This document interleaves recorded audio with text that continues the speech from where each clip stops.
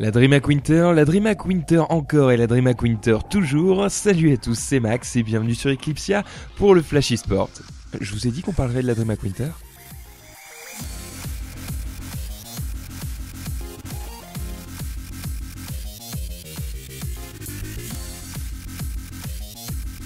On commence bien entendu avec du StarCraft 2 et les premiers résultats de la DreamHack qui a lancé son top départ hier dans la journée. Dans le groupe A, c'est TJ qui s'envole avec un parcours sans faute, tandis que Stefano, Frère et The STC sont au même point avec un peu de retard et qu'Elfi s'écroule. Pour le groupe B, c'est Mana qui fait un parcours sans accroc, il est en revanche suivi de près par Sok et Bly qui sont encore un peu derrière. Pour le groupe C, les choses sont plus compliquées puisque ce sont Nerchio, TLO et Monchi qui se retrouvent tous les trois à la même place. Vu qu'il y a 3 qualifiés par groupe pour la phase finale, ce n'est pas forcément très gênant et leur avance sur les 3 autres de leur groupe est conséquente.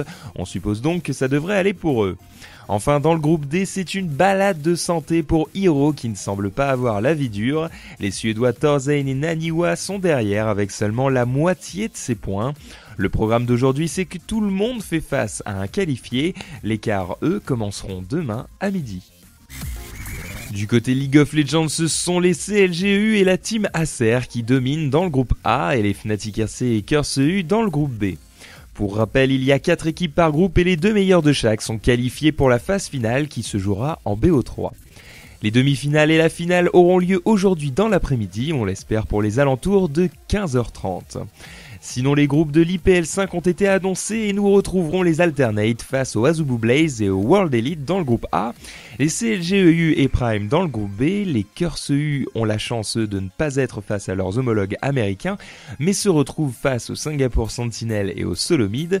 Enfin, les Curse NA vont avoir la vie dure puisqu'ils sont dans le même groupe que les Moscow 5 et les champions du monde Taipei Assassins. Pour rappel, tout ça démarre le 29 novembre avec des phases de poule en BO1 puis un arbre final à double élimination en BO3. Bonne chance messieurs. La première session de la Shootmania Elite Cup que nous lancions hier soir en partenariat avec Nadeo s'est achevée sur la victoire des Coloën.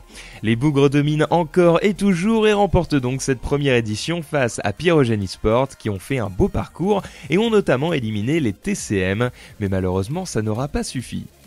Merci à tous les participants et à la semaine prochaine pour une nouvelle édition. On revient sur la DreamHack avec Dota 2 et là ce sont les Na'Vi et Absolute Legends qui dominent dans le groupe A tandis que les No Tidehunter et Evil Geniuses s'imposent dans le groupe B.